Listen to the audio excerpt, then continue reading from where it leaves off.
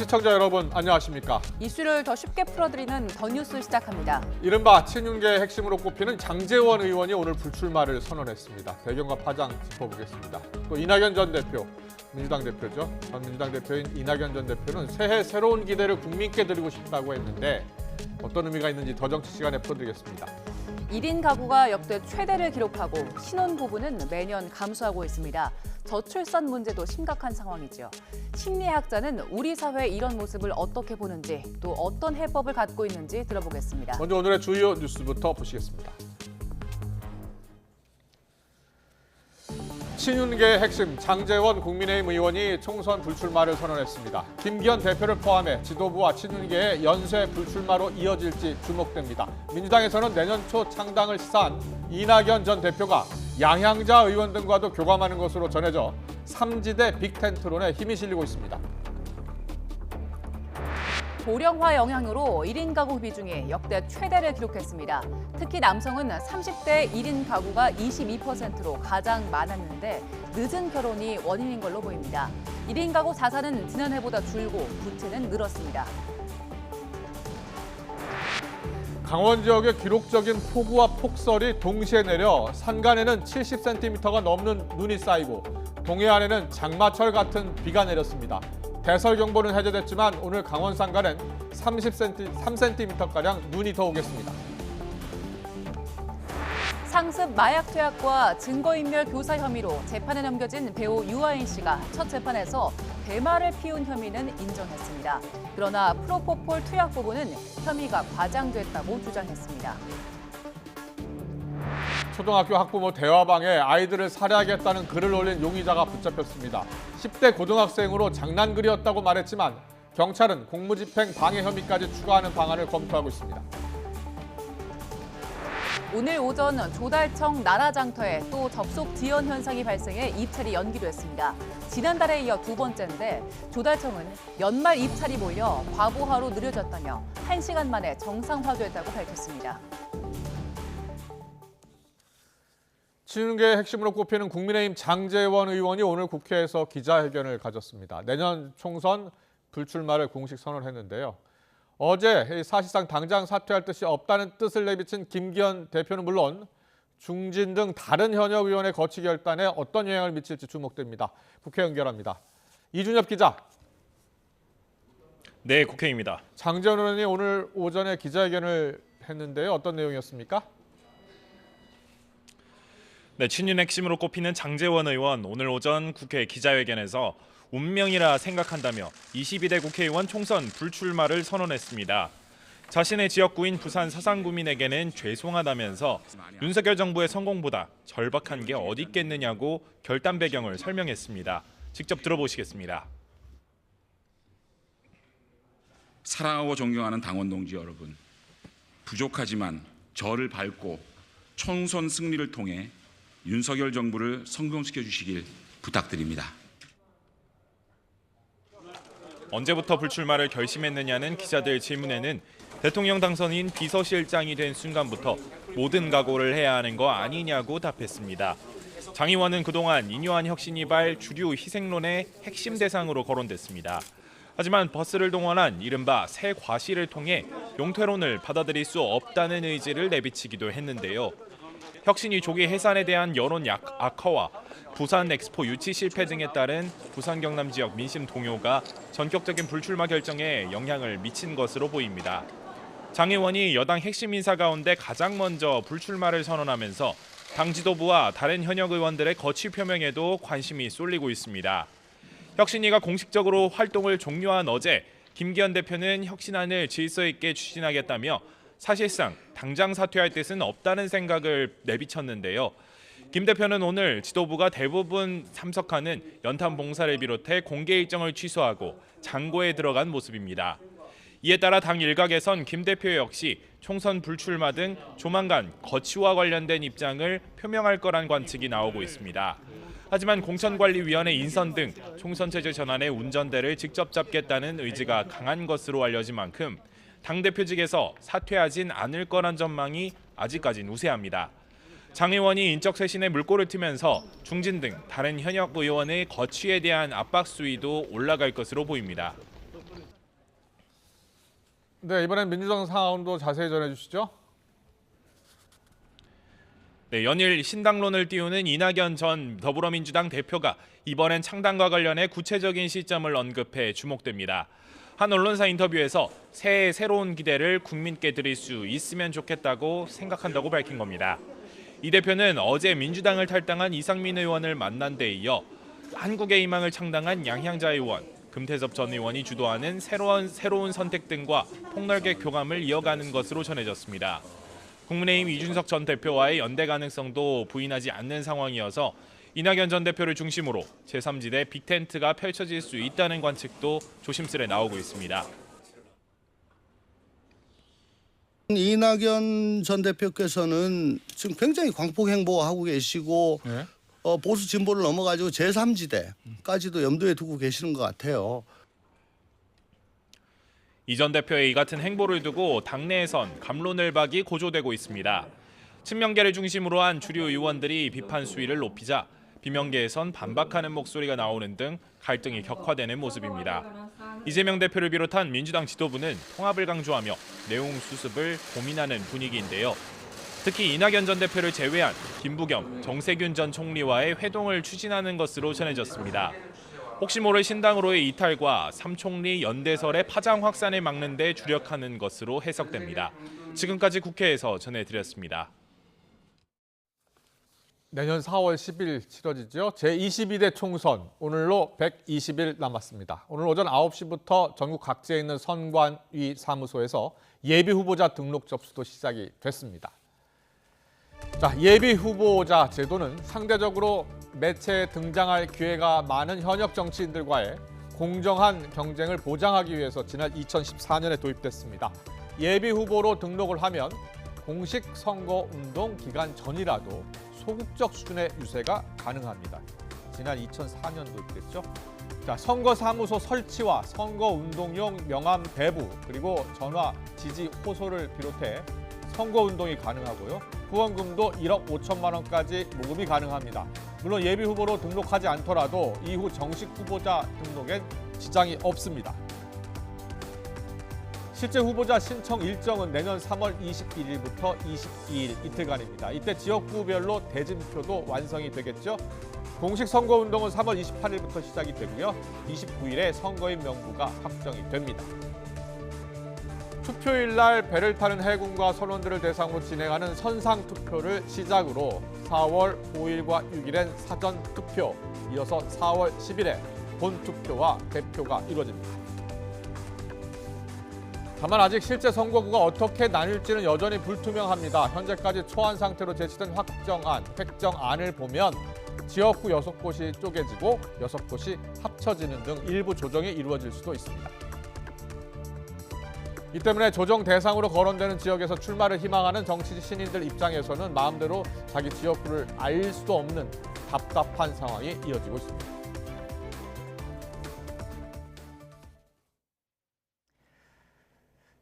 민주당 홍익표 원내대표는 내년도 예산안 협상이 난항을 겪는 것과 관련해 대통령실은 과도한 간섭을 하지 말고 여당도 민주당의 협상안에 성의 있게 대응하길 바란다고 말했습니다.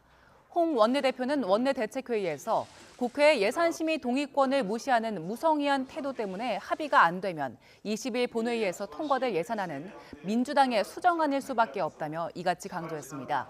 이어 민주당은 법정기 한내 예산 처리를 위해 적극적인 협상 노력을 기울였지만 기획재정부총리는 예산은 나 몰라라 해외에 나가고 여당은 대통령실 지침에 꼼짝달싹 못하며 협상 회피에 급급했다고 주장했습니다. 윤석열 대통령이 국빈 방문을 위해 네덜란드로 향하던 전용기 안에서 반도체 동맹 체결 추진 등을 논의하기 위한 반도체 전략회의를 주재한 걸로 전해졌습니다. 대통령실 고위 관계자는 윤 대통령이 기내에서 주재한 회의에서 2시간 가운데 절반인 1시간가량은 반도체 관련 논의를 진행했다고 말했습니다. 윤 대통령은 현지 시각으로 오늘 네덜란드 국왕과 이재용 삼성전자 회장, 최태원 SK그룹 회장과 ASML 본사를 방문해 외국 정상으로는 처음으로 클린룸을 둘러볼 예정입니다. 강원 지역에는 12월에 이례적으로 기록적인 폭우와 폭설이 동시에 쏟아졌습니다. 산간에는 70cm 넘는 많은 눈이 쌓였고 동해안은 장마철처럼 200mm가 넘는 강우량을 기록했습니다. 송세혁 기자가 취재했습니다. 해발 830m 대관령 정상 일대가 온통 하얀 눈으로 덮였습니다. 순백의 겨울옷으로 갈아입은 나뭇가지마다 탐스러운 눈꽃이 피어났습니다. 강원 산간 지역에는 대설특보가 내려진 가운데 이틀 동안 70cm가 넘는 눈이 내렸습니다. 눈 소식을 듣고 이렇게 한 걸음에 왔는데 생각보다 너무 많이 눈이 와가지고 기분 좋고 조금 있다가 대관령 산지에 올라가면 정말 멋진 설경을 볼 수 있을 것 같아 기분 좋습니다. 폭설이 쏟아진 산간 지역과 달리 상대적으로 기온이 높은 강원도 동해안 지역에는 장마철처럼 기록적인 폭우가 쏟아졌습니다. 삼척에는 사흘 동안 230mm가 넘는 비가 내렸고 강릉과 속초 등도 100mm 안팎의 강수량을 기록했습니다. 대관령과 강릉, 동해, 태백은 기상 관측 이후 12월 하루 기준 가장 많은 비가 내렸습니다. 강원 지역에는 12월 사상 첫 호우특보가 내려졌고 호우특보와 대설특보가 함께 발령된 것도 처음입니다. 12월 유례없는 폭우와 폭설의 원인은 고온 현상 속에 저기압이 많은 수증기를 몰고 온 데다 강원 영동의 지형적 효과가 겹쳤기 때문입니다. 최근 기온이 높은 가운데 저기압에 동반된 다량의 수증기가 유입되면서 상층의 찬 공기와 만나 대기 불안정이 강해져 많은 비가 내렸고 상대적으로 기온이 낮은 강원 산지에는 많은 눈이 내렸습니다. 많은 비와 눈으로 인해 인제 31번 국도와 삼척 416번 지방도에서는 낙석이 발생하기도 했습니다. 기상청은 산간 도로를 중심으로 내린 눈비가 얼어붙는 곳이 많겠다며 운전에 주의해달라고 당부했습니다. YTN 송세혁입니다.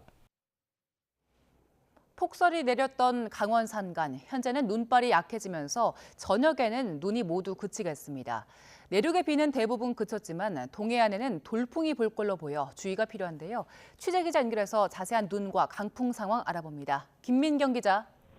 네, 김민경입니다. 네, 강원도에 내려졌던 대설경보가 지금은 해제된 겁니까? 네, 그렇습니다. 눈발이 약해지면서 대설특보는 모두 해제됐습니다.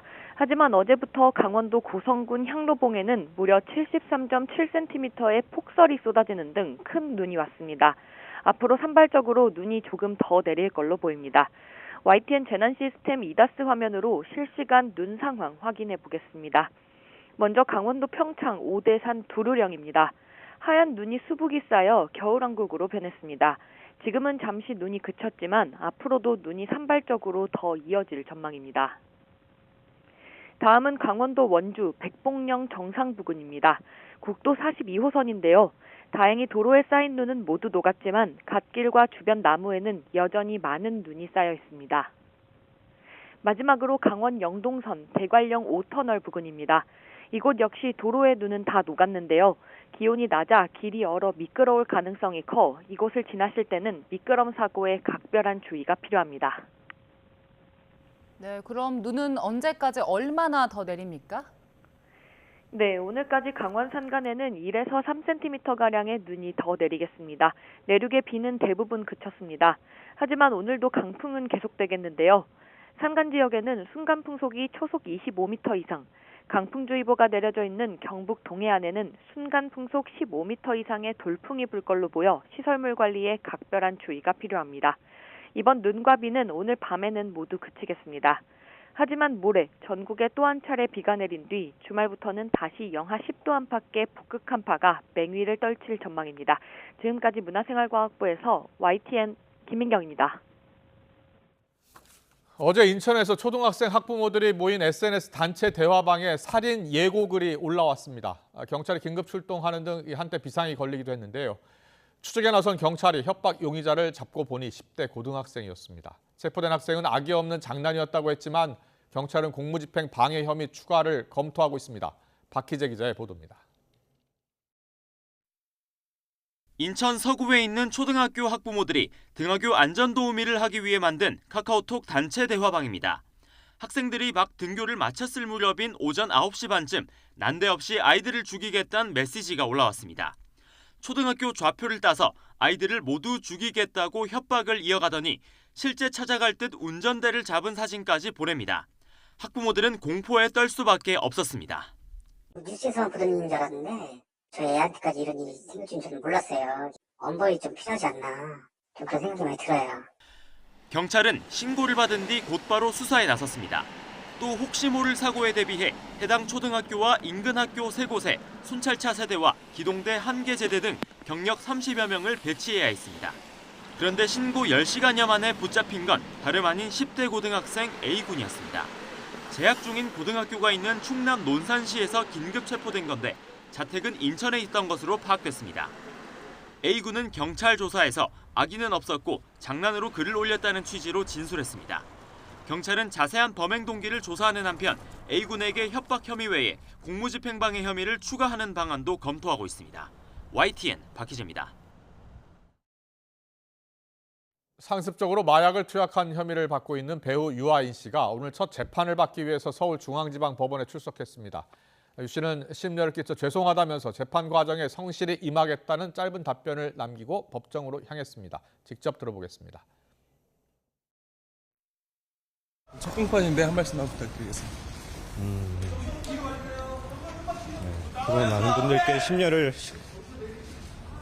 드려 죄송한 마음입니다. 앞으로 남은 재판 과정에 성실히 임하면서 할 수 있는 소명들 해나가도록 하겠습니다. 특히 저로 인해서 크게 실망하시고 많은 피해를 보신 분들께 다시 한번 진심으로 죄송하다는 말씀 전합니다. 죄송합니다. 180일의 삼수표형을 인정하십니까? 공판기일 연기하셨는데 늦추신 이유는 어떻게 될까요? 변호사님과 관련해서 사정이 있었던 것 같습니다. 국가종합전자조달시스템인 조달청 나라장터에 또 접속 지연 현상이 발생했습니다. 조달청은 오늘 오전 9시 27분부터 오전 10시 반까지 1시간 정도 나라장터 전산망에 접속 지연 현상이 발생해 입찰이 연기됐다고 밝혔습니다. 나라장터 사이트는 지난달 23일에도 1시간 정도 접속이 지연됐습니다. 외도한 아내가 자신의 통장에서 거액을 빼돌려 외도에 쓴 사실을 파악했지만 처벌받도록 할 수 없던 남편이 있었습니다. 가정 내부의 재산 관련 문제는 알아서 해결하라는 친족상 노래 조항 때문인데요. 피해자 의사와 상관없이 면죄부를 줄 수 있어서 현실에 맞게 개선해야 한다는 지적이 나오고 있습니다. 김태원 기자입니다. 지난 2019년 아내의 외도로 이혼 소송을 진행하던 A씨는 뜻밖의 사실을 알게 됐습니다. 자신과 아내 명의 통장에 든 예금 수천만 원이 처음 보는 통장으로 옮겨갔던 겁니다. 알고 보니 은행 창구에서 일하던 아내가 A씨의 인감을 위조해 돈을 빼갔고 일부를 미래 장소로 쓴 오피스텔의 보증금과 관리비로 사용한 겁니다. 계좌 거래 내역 제목 명령이 떨어져서 제가 그걸 법원에서 받아봤어요. 특정인에게 매달 60만 원씩 같은 날 이렇게 이체가 된 게 있더라고요. 참을 수 없었던 A씨는 전처를 고소했지만 재판에 넘길 수는 없었습니다. 돈을 빼갈 때만 해도 아내였으니 친족 상도례가 적용돼 처벌할 수 없다는 게 이유였습니다. 친족 상도례는 부모 자식 사이나 부부 등 가까운 친족 사이에선 절도나 사기 같은 재산범죄로 처벌하지 않는다는 형법 조항입니다. 가정사는 국가가 개입하지 않고 가정 안에서 협의로 해결해야 한다는 가족 공동체 의식의 바탕을 두고 70년 전인 지난 1953년 형법 제정 당시에 도입됐습니다.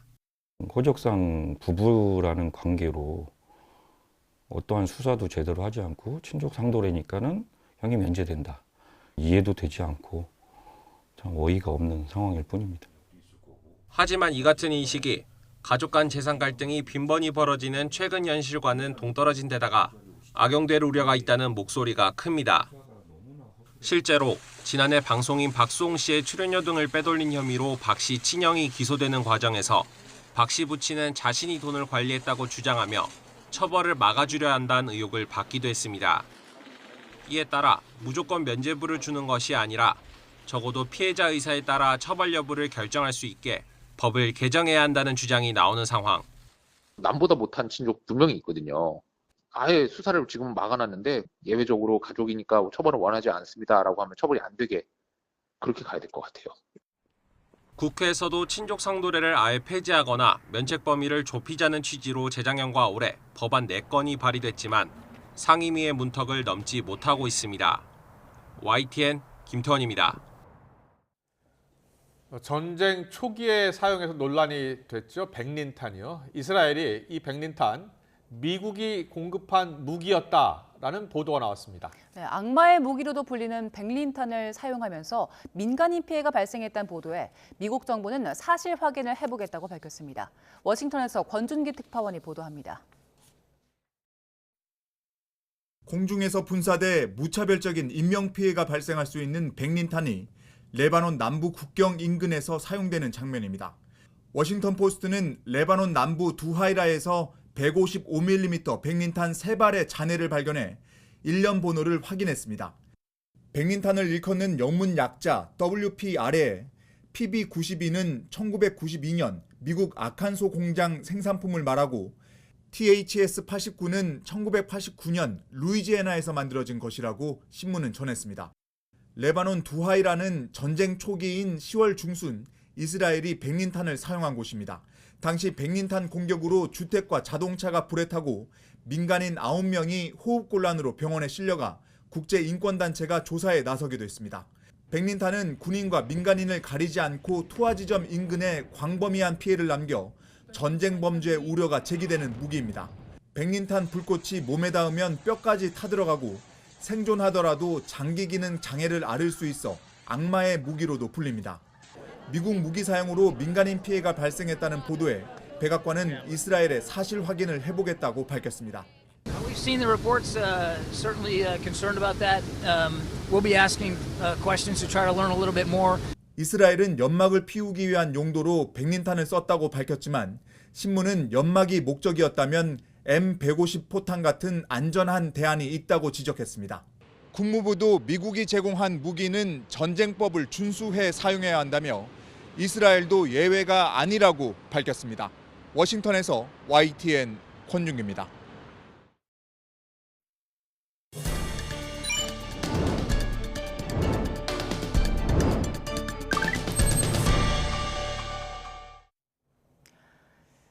오늘 BTS 정국과 지민이 육군에 입대했습니다. 먼저 입대한 멤버들의 배웅 속에 어제는 RM과 B가 논산훈련소에 입소를 했지요. 이제 방탄소년단 7명 전원이 각자의 자리에서 병역 의무를 수행하게 됐습니다. 멤버들은 입대 전 라이브 방송을 통해 아쉬워하는 팬들을 위로했는데요. 담담하고 씩씩한 모습이었습니다. 하지만 갈 때가 됐고 이제 다녀와서 이제 또 다 같이 모여 있는 모습이 이제 또 저도 그렇고 아미 여러분들도 그렇고 그리울 거고 빨리 갔다 와서 우리 할 일을 또 해야 되니까 솔직히 말해서 좀 후련한 마음으로 갔다 오면 되지 않을까. 전 제 목표가 있어요. 거기 가서 진짜 건강하게 진짜 건강하고 진짜 튼튼하게 뭔가 콘서트를 한 10번 해도 안 지칠 체력과 뭔가 누군가와 어깨빵을 해도 안 밀리고. 올해 데뷔 10주년을 맞은 BTS. 그동안 소셜미디어를 통해 팬들과 소통하면서 국경 없는 팬덤을 구축했고요. 대중음악 양대 산맥인 미국과 영국에도 그들의 존재를 각인시켰습니다. BTS는 K-팝의 역사를 새로 썼습니다. 늘 사상 최초라는 수식어가 붙었지요. 미국 빌보드 핫100 차트와 빌보드 200 차트 정상을 세계 최초로 동시에 정복했고요. 한국 최초로 그래미 어워즈의 3년 연속 후보로 지명되면서 주요 무대를 장식하기도 했습니다. 또 청년 세대를 대표해 사회적인 메시지도 전했습니다. 지난 2018년 9월 K-팝 그룹 최초로 UN 총회에 특별 연사로 나섰고요. 타임지 표지는 3차례나 장식했습니다. 이들의 업적을 고려해 병역 특례를 허용해야 한다는 목소리가 각계각층에서 터져나왔지만 반대 목소리도 작지 않아 결국 법안 추진은 무산됐지요. BTS 멤버들은 당연한 의무라면서 병역을 피하지 않겠다는 뜻을 여러 차례 밝혔습니다. 지난 12월 맏형 진을 시작으로 오늘 정국과 지민까지 모두 1년 만에 입대하면서 그 약속을 지켰습니다. 팬들에게 잠시 이별 인사를 전한 멤버들. 2025년 6월 7명 모두가 군복무를 마치고 이후 완전체로 모일 텐데요. 전 세계 아미들이 그날만을 손꼽아 기다리겠지요. 준비해놓은 것들이 꽤나 많아요. 아니, 꽤나가 아니라 그냥 엄청 많아요. 진짜 많으니까 그냥 여러분들은 잘 즐기고 계시면 저희가 금방 나올 거예요. 거의 뭐 진짜 선물 보따리예요. 네. 그래서 저희가 준비를 많이 했기 때문에 뭐 너무 걱정하지 마시고 또 뭔가 그 군생활 하면서 뭔가 또 얻는 게 있지 않겠습니까? 고령화와 만원의 영향으로 1인 가구 비중이 해마다 역대 최대를 기록하고 또 그 기록이 경신되고 있습니다. 네, 국민 기초생활보장수급을 받는 가구의 72.6%가 1인 가구인데요. 이 또한 역대 최대 비중입니다. 이승은 기자의 보도입니다. 지난해 1인 가구가 750만 2천 가구로 집계됐습니다. 1년 전보다 비중이 1%포인트 늘어 전체 가구의 34.5%를 차지하면서 역대 최대 기록을 경신했습니다. 성과 나이별로 보면 전체적으로는 29세 이하 가구가 19.2%로 가장 큰 비중을 차지했습니다. 남자는 30대가 22%로 가장 많았는데 만혼의 영향이 뚜렷하게 나타났습니다. 여성은 고령화로 70세 이상이 가장 많았습니다. 경제적으로 취약한 1인 가구의 특성은 강해지고 있습니다. 지난해 국민 기초생활보장 수급 가구의 72.6%가 1인 가구로 역대 가장 높았습니다.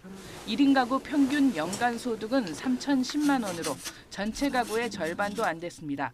연소득 3천만 원 미만이 61.3%를 차지했고 1억 원 이상을 버는 경우는 2%에 그쳤습니다. 올해 1인 가구 자산은 한 해 전보다 0.8% 감소한 2억 949만 원으로 전체 가구의 39.7% 수준이었습니다.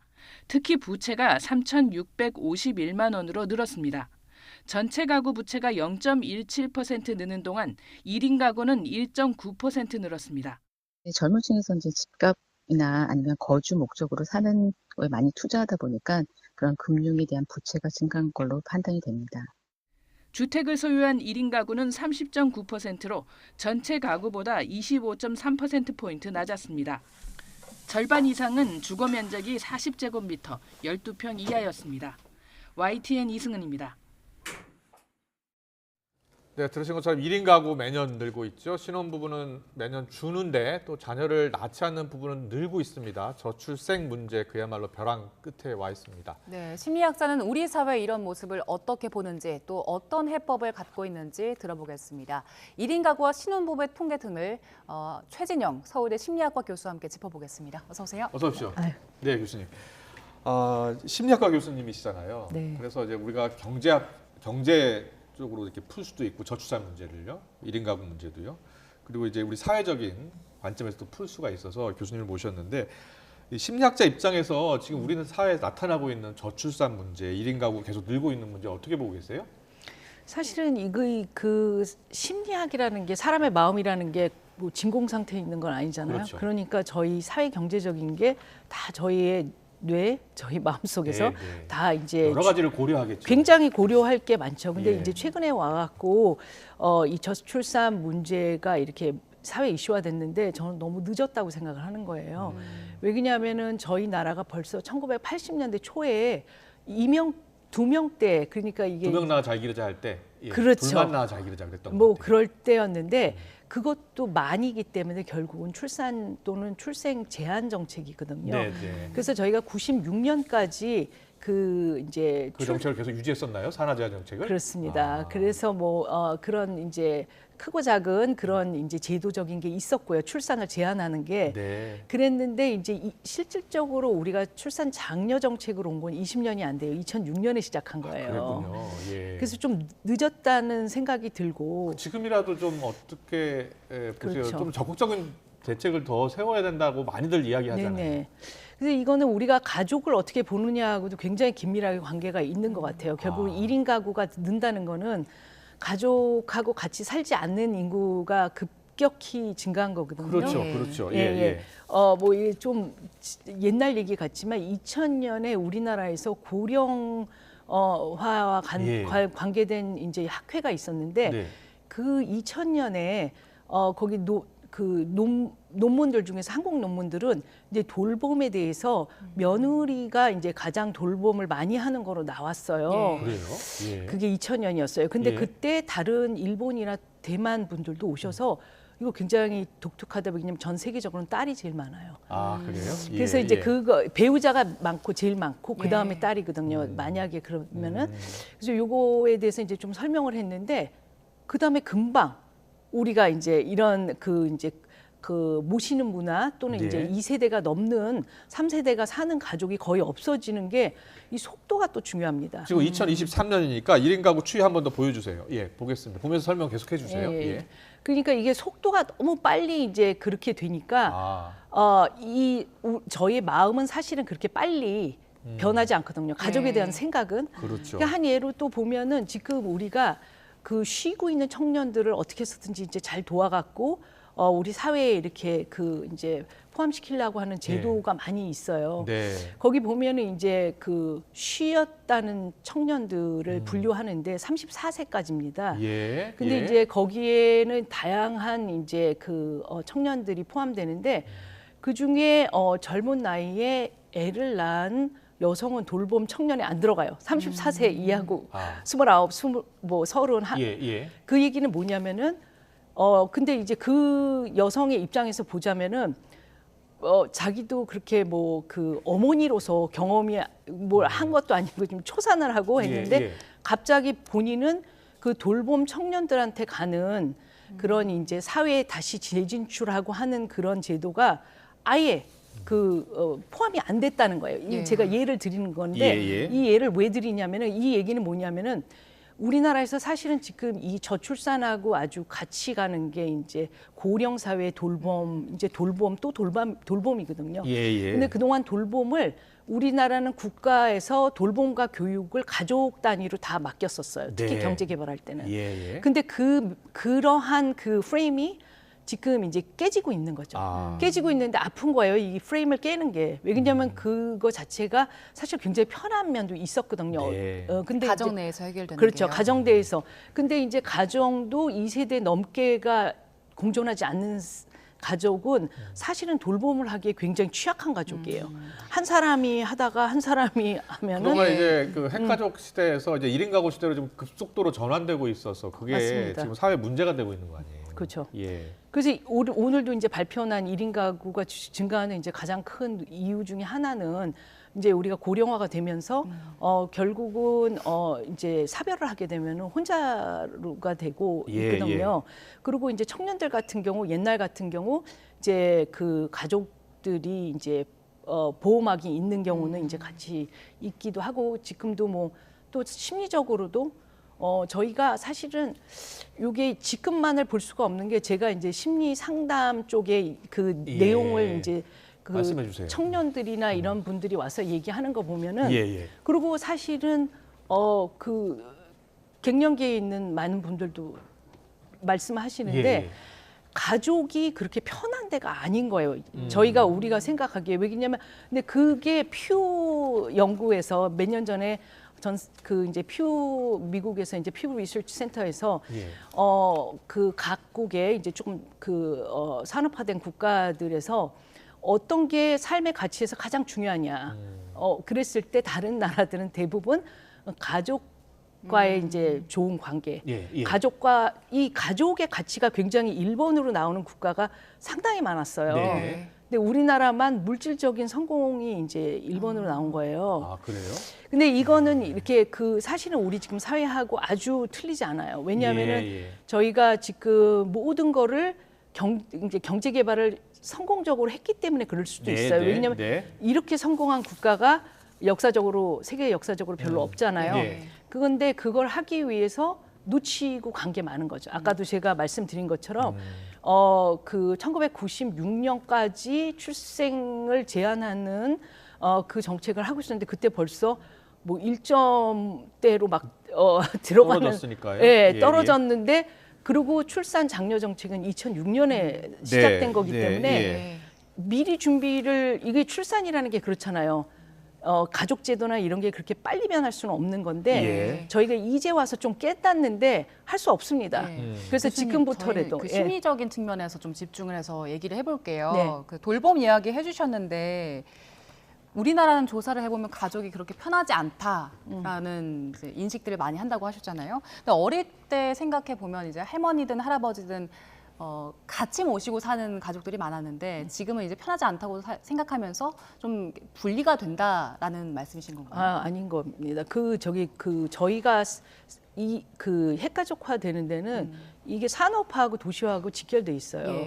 그러니까 옛날 같으면은 시골에서 그냥 뭐 방 한두 칸 더 이렇게 짓는 거는 그렇게 경제적으로 힘들지 않지만 여기 도시에서 특히 서울이나 이제 수도권에서 2평, 3평을 아시잖아요. 그냥 얘기할 필요도 없거든요. 그러면서 모시기가 굉장히 힘들게 된 거예요. 지금 어르신들도 지금 1인 가구 비중을 보니까 70세 이상이 굉장히 많아요. 여성도 비율이 27.9%고 남자도 지금 9.3%. 근데 이제 돌봄을 누군가는 해야 될 텐데 그동안 이제 자녀들이 많이 했는데 본인들도 스스로 이제 자녀들하고 같이 하는 게 어렵고 힘들다라는 생각을 갖고 있는 거 아니에요? 그런 면도 있겠죠. 도시에서 이제 따로 사는 경우는 이제 떨어져 사는 게 경제적으로 여유가 있으면 더 편할 수도 있지만 실질적으로 저는 이제 농촌 노인 연구들을 많이 하고 그랬는데 일단 도시의 그 자녀들이 굉장히 어린 나이에 갔어요. 사실 우리나라가 이 의무교육 제도가 아까 제가 그 돌봄을 가족에다가 맡겼다고 그러는데 사실 교육도 그렇거든요. 지금도 사교육비에. 그렇죠. 근데 옛날에는 더 했어요. 소 팔고 뭐 밥 팔고 해서. 이제 그런데 그 부모님들은 농촌에 남으셨고 그 다음에 자녀분들은 도시로 이제 중학교 때부터 갔었어야 돼 소도시에. 지금 그 1인 가구가 높아지는 원인 이제 두 축을 봤을 때 지금 저희가 얘기했던 고령화가 하나 있을 것이고 하나는 저출산인 거잖아요. 그 저출산 문제를 좀 보자면 결혼을 많이 안 하기 때문인 건데 그 심리적인 측면에서 분석했을 때는 어떤 이유가 가장 큽니까? 가장 큰 거는 지금 우리 그 가치관, 그러니까 누구를 탓할 게 아니라 가족의 가치 이런 보다 지금 물질의 가치를 더 높게 보기 때문이라고 보신 거예요? 그것도 그렇고 사실은 옛날에는 가족의 가치가 왜 가족의 가치가 중요했냐면 가족의 이제 소속돼 있으면은 먹고 살 수는 있었거든요. 가족도 중요하고 또 먹고 사는 문제도 중요하잖아요. 그렇죠. 그래서 옛날엔 같이 갔어요. 근데 지금 같은 경우는 이제 그 다 이렇게 핵가족화된 상황에서 한 사람이 한 사람을 이렇게 책임지고 이런 게 비용이 굉장히 커진 거죠. 그 농사도 아니고 그러니까. 그래서 지금 그 젊은 세대하고 얘기를 해보면은 그 여성이 이제 교육도 많이 받았어요. 지금은 거의 비슷하거나 고학력 같은 경우 이제 여성이 더 이제 굉장히 많아졌는데 이런 사람들이 지금 가치가 경제적인 가치가 굉장히 중요한 사회에서 기회 비용을 출산을 하게 되면은 적어도 1년, 2, 3년은 이제 놓치게 되는 건데 신혼부부 수도 보면 계속 늘고 있는데 태어나는 아이들 숫자를 보면 신혼부부 가운데 또 집을 갖고 있는 신혼부부들의 출산율이 좀 더 높더라고요. 그것도 같은 맥락으로 해석하면 되겠습니까? 아무래도 여유가 있는 거죠. 사실은 이제 그 여유가 없으면 나도 여유가 없는데 누구를 여기 데리고 와서 이제 이 세상에서 이제 그 같이 이렇게 따뜻한 가정을 이게 사실은 우리가 옛날엔 되게 자연스럽게 생각을 했는데 이제는 가치관이 그런 그 가족 중심적인 가치관이 아니었기 때문에 이제는 진짜 선택을 하는 거죠. 그러니까요. 교수님, 지금 우리 정부도 계속해서 저출산 관련한 정책들 내놓고는 있잖아요. 그런데 비용 지원 쪽에 집중이 돼 있어서요. 지금 저희가 나눠왔던 이야기로 미뤄봤을 때는 이게 인식 가치관이 좀 바뀌어야 하는 문제인데 이 부분에 대해서는 정부가 어떤 노력을 해야 될까요? 사실은 이제 가치관이라는 게 저희가 다 이제 다 공부를 많이 했고 그랬기 때문에 가치관을 국가에서 어떻게 이런 가치관을 가지라는 거는 이제 통하지 않고요. 가치관이라는 거는 사실은 이제 진짜 아주 마이크로하게 보자면은 보상과 이제 벌을 받는 책이잖아요. 근데 이제 그 기회비용이 굉장하다는 거예요. 자식을 낳는 기회비용이. 예. 그렇기 때문에 그 기회비용을 낮춰줘야 되는데 이게 그냥 현금 지출도 중요하지만 저는 이제 선진국을 보면은 보통은 교육하고 돌봄을 국가에서 상당 부분 도와주고. 중요하신 포인트인데 네. 교육하고 돌봄을 같이 국가에서 적극 지원해주는 그런 그렇죠. 방안. 그 방안이 가장 저는 이제 그 우리나라 같이 우리가 뭐 이렇게 뭐 인구가 몇 억 되는 것도 아니고 5천 정도의 유럽 국가들은 거의 우리나라보다 작은 국가들이 많잖아요. 예, 그렇죠. 근데 거기는 보면은 돌봄을 굉장히 이제 가족하고도 같이 하고 지역사회에서도 같이 하고 그리고 이제 제가 조금 가슴 아프게 생각하는 거는 장애아동을 할 때 우리나라는 거의 가족이 그걸 해야 되는데 이게 굉장히 사실은 힘든 거예요. 그리고 우리 어렸을 때 생각해 보면은 장애 아동들이 그냥 동네에 저는 시골은 아니었는데 좀 서울 외곽에 살았는데 그냥 같이 살았어요. 그런데 지금은 이제 아파트고 이제 하고 모든 게 이렇게 컨트롤되는 상황이고 그리고 자식도 이제 한두 명밖에 안 나기 때문에 이런 장애 아동이 생겼을 때 어떻게 우리가 해야 될 건가? 어떻게 보면은 교육 부분도 있고 돌볼 부분도 개인이나 가정에서만 책임을 지는 게 아니라 국가 사회 측면에서 같이 가야 되는 다뤄야 되겠네요. 다른 나라들 성공적으로 출산율을 올린 나라들은 대부분 그렇게 갔습니다. 우리나라는 굉장히 부족한 상황이죠. 근데 보시기 어떠세요? 그렇죠. 우리나라는 지금 굉장히 부족하죠. 왜냐하면은 장애를 가진 부모님들 중에서 이민 가는 걸 많이 봤어요. 그래서 이거는 어떻게 보면은 지표거든요. 장애 아동을 가진 그 부모님들이 키우기 힘든 환경에 있는 여기서는 그 부모가 다 해야 되는데 해외에 가면은 그 시스템이 이제 있으니까요. 그리고 또 하나가요. 그 앞서 기회비용 말씀하셨는데 여성 같은 경우에는 출산을 하고 나면 커리어가 단절이 되잖아요. 그래서 그런 부분들은 기업에서의 노력이 좀 필요한 게 아닌가라는 생각 드는데 어떻게 보십니까? 기업도 노력해야 되죠. 근데 기업은 돈을 버는 데잖아요. 그러니까 국가가 기업을 도와줘야죠. 그래서 해외의 그런 국가들은 그럴 경우 세제 혜택을 굉장히 그래서 저는 세제 혜택이 지금 사실은 제가 이 얘기를 그냥 너무 복잡해서 저도 잘 이해는 못하고 있는데 우리나라는 지금 결혼을 하면은 둘이서 각자 사는 것보다 세금을 훨씬 많이 내게 돼 있어요. 그래서 이런 것들을 좀 고치고 이제 은행 같은 데서도 부부 계좌가 되면은 뭔가 이렇게 도와주는 게 있는데 해외 같은 경우는 우리나라는 다 각자 계좌부터 다 1인 그래서 언젠가는 이렇게 올 수 있었어요. 네, 그렇군요. 이 저출생 문제, 저출산 문제도 결국은 교육과 돌봄 문제로 좀 바라보고 국가나 정부 차원에서 좀 지원이 이루어진다면 충분히 좀 극복할 수 있는 그렇죠. 왜냐하면은 인간은 솔직히 우리가 이제 동물로 치자면 무리동물이고 우리는 사회적인 존재이기 때문에 소속감이 매우 중요해요. 그래서 저희 나라 사람들이 정신건강이 안 좋아지는 이유 중에 하나가 이 소속감의 문제를 해결을 못하고 있는 거예요. 우리보다 앞서서 비슷한 문제를 겪은 여러 나라들이 있을 텐데 우리나라가 좀 참고해 볼 만한 해외 모델 사례가 있을까요? 그러니까 이제 대부분 프랑스 사례도 또 많이 이야기하더라고요. 근데 프랑스만 할 필요는 없고요. 프랑스는 굉장히 잘했죠. 그리고 근데 프랑스도 그랬고 심지어 영국 같은 데도 돈을 많이 들이지 않으면서도 가족들한테 그리고 이제 거기는 심리 지원까지 했거든요. 심리 상담까지. 이제 그래서 그리고 이제 독일 같은 경우는 정말로 가족에 대한 이제 삶의 질의 차원으로 접근을 해서 애들을 키울 만한 환경이 되는 이제 그런 이제 환경을 조성하는 거 중요하다. 그리고 마지막으로 코로나 때 유럽 국가들은 학교를 쉬지 않은 국가가 많아요.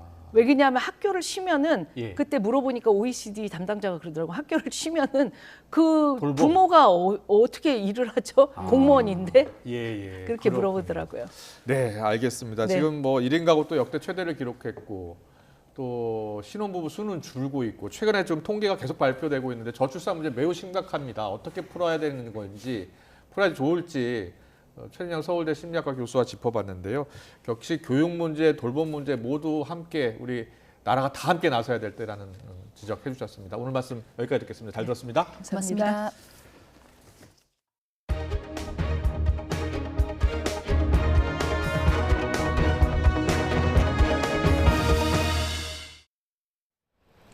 서울은 종일 하늘빛이 우중충합니다. 그래도 큰 추위는 없어서 활동하기 무난한데요. 반면 영동과 남부지방은 오늘 저녁까지 눈비구름의 영향을 받겠습니다. 특히 강원 지역은 폭설이 쏟아진 가운데 차량 고립이나 미끄럼 사고가 우려됩니다. 계속해서 안전에 주의를 기울여 주시기 바랍니다. 현재 레이더 화면부터 살펴보도록 하겠습니다. 영동과 남부 곳곳에 산발적인 눈비가 내리고 있습니다. 강원 산간에는 오늘 저녁까지 최고 3cm의 눈이 더 내리겠고요. 남부지방과 제주도에도 5에서 10mm의 비가 예상됩니다. 내일은 전국적으로 구름만 지나는 가운데 아침에는 오늘보다 기온이 3에서 7도가량 내려가겠습니다. 서울 1도, 광주 6도, 부산 7도가 예상됩니다. 하지만 내일 낮 동안에는 서울 11도, 대전과 대구 14도까지 올라 오늘보다 또 예년보다 높겠습니다. 목요일인 모레부터 금요일 사이에는 전국에 또다시 비가 내리겠습니다. 비가 그친 뒤에는 기온이 급격히 떨어지겠고 휴일에는 영하 10도 안팎의 북극 한파가 찾아올 전망입니다. 오늘도 해안가를 중심으로는 바람이 강하게 불고 있습니다. 여기에 동해안에는 너울성 파도도 높게 일겠습니다. 해안가 접근을 자제하는 등 안전사고에 각별히 유의하시기 바랍니다. 지금까지 YTN 원희다입니다. 친윤계 핵심으로 꼽히는 장제원 의원이 불출마를 오늘 선언했습니다. 이낙연 전 대표는 새해 새로운 기대를 국민께 드리고 싶다고 했는데요. 어떤 의미가 있는 건지 더 정치 시간에 풀어드리겠습니다.